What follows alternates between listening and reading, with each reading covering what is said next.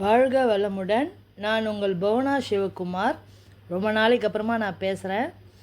இது கங்கை கொண்ட சோழபுரம். ஆக்சுவலாக நாங்கள் சிதம்பரம் கோயிலுக்கு தான் போயிருந்தோம். ரொம்ப ஏர்லியராக போயிட்டோம். நிறைய டைம் இருந்தது. அதனால் அந்த கார் டிரைவர் என்ன சொன்னார், கங்கை கொண்ட சோழபுரம் போகலாம் மேம், ரொம்ப நல்லாயிருக்கும், தஞ்சாவூர் மாதிரியே இருக்கும்னார். நாங்கள் பார்த்ததில்லை. சரி போகலான்னு சொல்லிவிட்டு ஏர்லி மார்னிங் 4 o'clock போயிட்டோம்.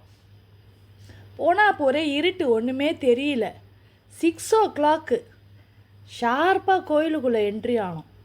என்ன ஒரு கிளைமேட்டுன்றீங்க, செம்மையான ஒரு கிளைமேட். அப்படியே பனி விலகி ஒரு இதுவும் ரொம்ப அழகாக தெரிஞ்சுது.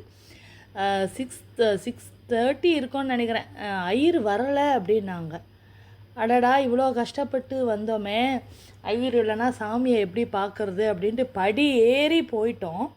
போயிட்டு வீடியோலாம் எடுத்துகிட்டு, சரி வீடியோ மட்டும்தான் எடுக்க முடியும் போல இருக்கு அப்படின்னு எடுத்துகிட்டு, இன்கம்ப்ளீட் ஆர்கிடெக்ட் ஒர்க்கு வெளியில் வரலாம், சரி இறங்கிடலாம் அப்படின்னு யோசிக்கும் போது அந்த ஐயர் டோர் பாருங்கள், என்ன ஒரு இது தெரியுமா, எங்களுக்கு நிஜமாகவே அப்படியே புல்லரிச்சு போச்சு. சிவன் கூப்பிடாமல் சிவன் கோயிலுக்கு போக முடியாது. நாங்கள் அந்த இடத்துல என்ன ஒரு சந்தோஷன்றீங்க, பொண்ணு பொருள் கிடச்சிருந்தா கூட அவ்வளோ சந்தோஷம் இருந்திருக்குமான்னு தெரியல.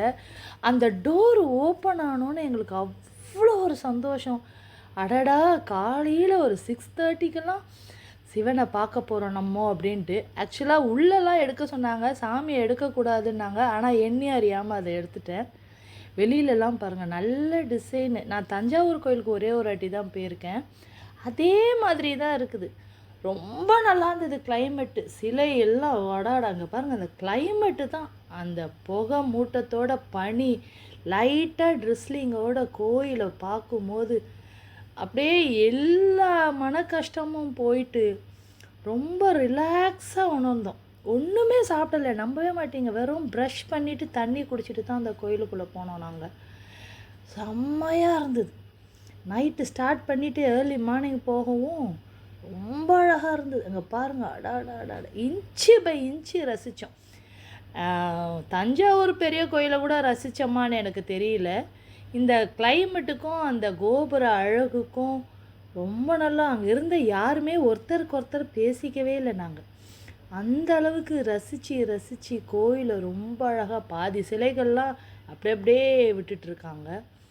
இதோட ஹிஸ்ட்ரி நீங்கள் கூகுளில் தேடினீங்கன்னா வரும். என்னை விட இன்னும் அழகாக கங்கை கொண்ட சோழபுரத்தை அவங்க எக்ஸ்பிளைன் பண்ணுறவங்களாம் இருப்பாங்க யூடியூப்பில். ஆனால் எனக்கு என்னமோ அந்த கிளைமேட்டுக்கும் அந்த கோபுர பில்டிங்க்கும் அந்த மரம் இதெல்லாம் அதை ஃபீல் பண்ணாமல் நிச்சயமாக சொல்லவே முடியாது.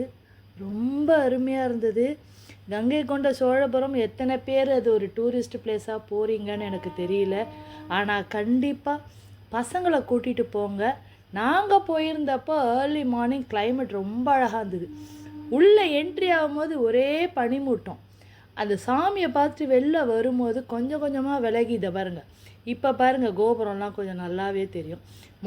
பனி மூட்டமாக இருந்தது.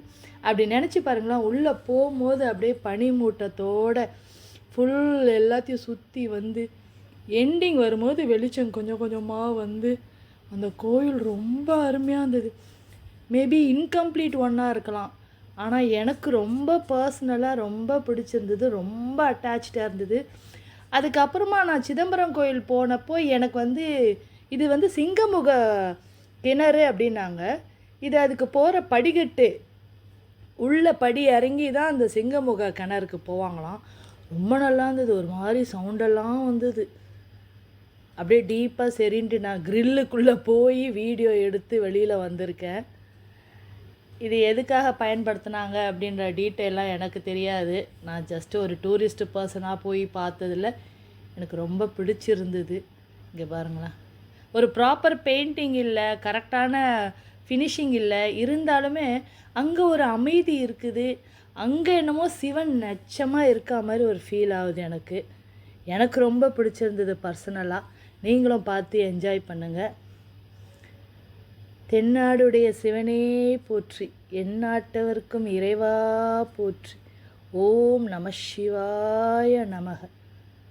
நாதந்தாள் வாழ்க, வாழ்க வளமுடன்.